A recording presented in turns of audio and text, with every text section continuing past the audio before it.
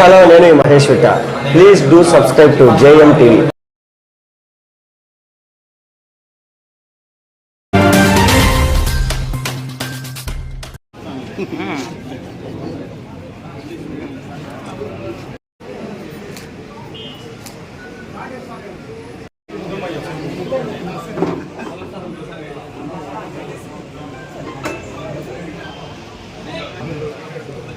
కొంచెం పడవచ్చు అట్లా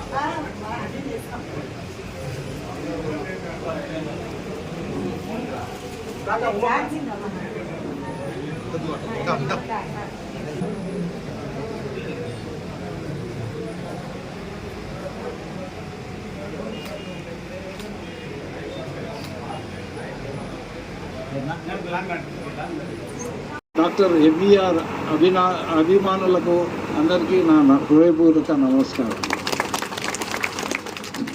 రాయలసీమ ఎన్నో ప్రణాళికలు రచించి అవి పూర్తి కాకముందే అకాల మరణం రాయలసీమ ప్రాంత సర్వత్రో ముఖాభివృద్ధి కోసం 80వ డాక్టర్ ఎంవీఆర్ 1974లో కాటన్ మిల్ యూనియన్ ప్రెసిడెంట్ గా ఎన్నికయ్యారు.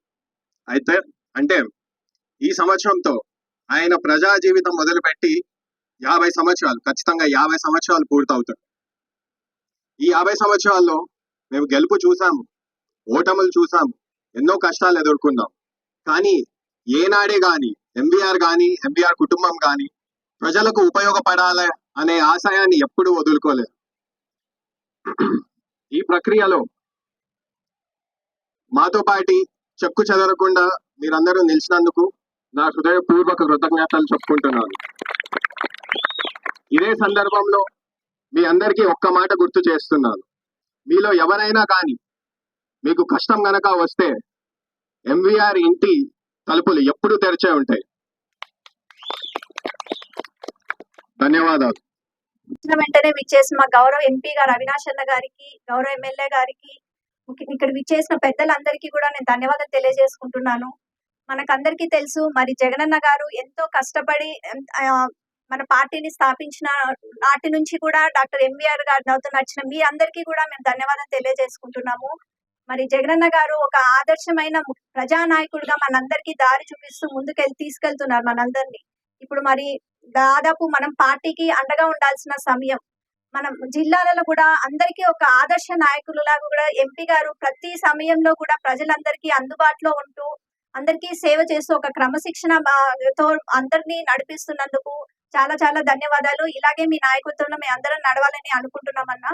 అలాగే మన ప్రొద్దుటూరు ఎమ్మెల్యే గారు కూడా ప్రజలందరికీ ఎప్పుడు అందుబాటులో ఉంటూ మరి ప్రొద్దుటూరుని కూడా అభివృద్ధి బాటలో నడిపించారు. సో మాకు పార్టీ చూపించిన బాటలో మేము ముందు నుంచి మామయ్య గారు అలాగో పార్టీ ఏం చెప్తే అది చేస్తూ వస్తున్నాము. సో ఇలాగే నడవాలని అనుకుంటున్నాము. అలాగే మాకు ఆర్టీపీపీ కూడా అడిగిన వెంటనే ఎంపీ గారు కానీ ఇప్పుడు మిగతా శాసనసభ్యులందరూ కూడా కడప జిల్లాలో ఒక లెటర్ ఇవ్వడం జరిగింది. అందరూ అంగీకారం తెలిపినట్లు. సో అందరికీ కూడా మేము ధన్యవాదాలు తెలుపుకుంటున్నాము.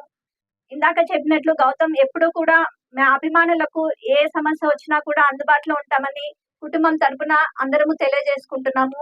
నాకు ఈ అవకాశం కల్పించినందుకు ధన్యవాదాలు. డాక్టర్ ఎంవి రమణారెడ్డి గారి 80వ జన్మదిన సందర్భంగా అమరుడైనటువంటి డాక్టర్ ఎంవి రమణారెడ్డి గారికి నా హృదయపూర్వక జన్మదిన శుభాకాంక్షలను స్వర్గలోకంలో ఆయనకి తెలియజేస్తా ఉన్నా. ముఖ్యంగా నియోజకవర్గ వ్యాప్తంగా తెలుగు భాష మాట్లాడే 2 తెలుగు రాష్ట్రాల వ్యాప్తంగా ఆయన అభిమానులకు నా హృదయపూర్వక శుభాకాంక్షలు తెలియజేస్తా ఉన్నా. ఇక్కడికి వచ్చేసిన మీ అందరికీ నా హృదయపూర్వక ధన్యవాదాలు. ప్రత్యేకించి రమణారెడ్డి గారి కుటుంబ సభ్యులకు నా హృదయపూర్వక శుభాకాంక్షలు. రమణారెడ్డి గారిని అమరుడు అని నేను సంబోధించడం వెనుక ఆంతర్యం మరణం లేనివాడు అని. ఎస్, మీకైనా నాకైనా దేశ ప్రధానికైనా మరణం ఉంటుంది. కానీ అక్షరానికి మరణం లేదు మిత్రులారా, అక్షరానికి మరణం లేదు. అక్షరం అంటే అర్థం నాశనం కాబడకుండా ఉండనేదే అక్షరం. ఏదైతే నాశనం కాకుండా ఉంటుందో అది అక్షరం. అంటే అక్షరానికి మరణం లేదు. ఆ అక్షరాన్ని సృష్టించినటువంటి రచయిత కూడా ఎప్పుడూ మరణం ఉండదు. ఇక్కడ రమణారెడ్డి గారి యొక్క కలము నుంచి జాలుగా జారినటువంటి ఎన్నో అక్షరాలతో సమాజంలోని రుగ్మతలపైన యుద్ధం చేసినటువంటి ఆయన రచనలకు ఆయనకు మరణం లేదు కాబట్టే రాచమల్లు రమణారెడ్డి గారిని అమరుడు అని సంబోధించారు. రాయలసీమ యొక్క వెనుకబాటుదనం మీద, రాయలసీమ యొక్క పేదరికం పైన, రాయలసీమ యొక్క కరువు కాటకాల పైన, ఈ రాయలసీమలో ప్రతి బిడ్డకు ప్రతి పెద్దవారికి చాలా సోదాహరంగా వివరించినటువంటి ఏకైక వ్యక్తి డాక్టర్ ఎంవి రమణారెడ్డి. ఇందులో ఎక్కడ అనుమానం లేదు. మనం ఎంత కరువు కాటకాల్లో ఉంటాం, వ్యవసాయ రంగంలో ఎంత మనం ఇబ్బందులు గురి చూస్తున్నాం, పాలకుల యొక్క పక్షపాత ధోరణికి, సవతి తల్లి ప్రేమకు రాయలసీమ బిడ్డలు ఎంత విలువలాడిపోయినారు, మన పేదరికం మనం ఎంత నాశనం చేస్తా ఉంది అనే ఈ సత్యాన్ని ప్రపంచానికి తెలియజేసిన గొంతుక ఎంవీఆర్, ప్రపంచానికి తెలియజేసిన కలం రమణారెడ్డి గారి యొక్క కలమే. అంతేకాదు రాయలసీమకు సంబంధించినటువంటిదే కాకుండా ఎన్నో రచనలు చేసినాడు. సామాజిక స్పృహను కలిగించే విధంగా ఎన్నో తమాషగా ఉండే కథలను కూడా రాయగలిగినాడు ఆయన. మనుషులకు ఎంతో వినోదాన్ని కలిగించే రచనలు చేయగలిగినాడు, సామాజిక స్పృహను కలిగించే రచనలు చేయగలిగినాడు.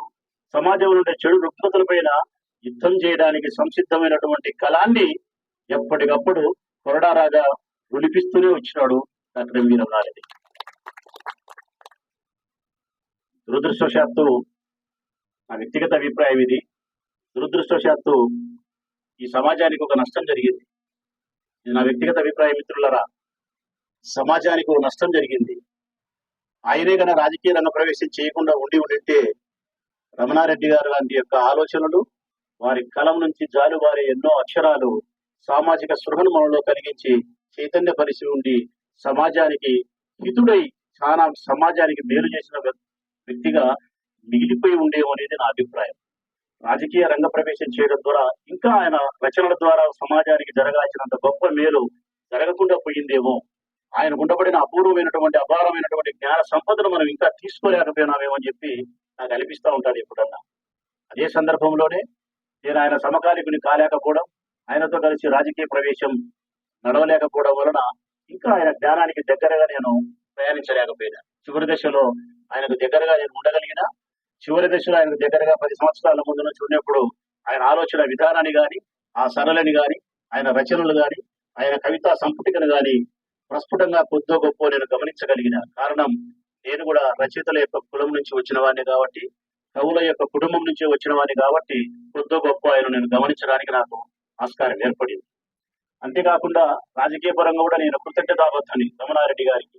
ఆయన మరణించి అమరుడై స్వర్గలోకంలో ఉన్నప్పటికీ కూడా రాచమల్లు ఆనాడు ఇదే మాట చెప్తా ఉన్నాడు, ఈనాడు ఇదే మాట చెప్తా ఉన్నాడు. ఎన్నికలు వచ్చినా ఆయన ఒకలాగా, ఎన్నికలు లేనప్పుడు ఒకలాగా మాట్లాడే స్వభావం రాచమల్లుది కాదు. కుండ బద్దలు కొట్టినట్టు మాట్లాడే మనస్తత్వం రాచమల్లు నరనరములోనూ తప్పనిసరిగా ఉండే ఒక లక్షణం, సులక్షణం. అదే కృతజ్ఞతాబద్ధుడై ఉండడమే రాచమల్లుకి ఇష్టం. నాలో ఎక్కువ కృతజ్ఞతా భావం ఉంటుంది. నేను ఎదుటి వారి నుంచి కోరుకునేది కూడా కృతజ్ఞతా భావాన్ని.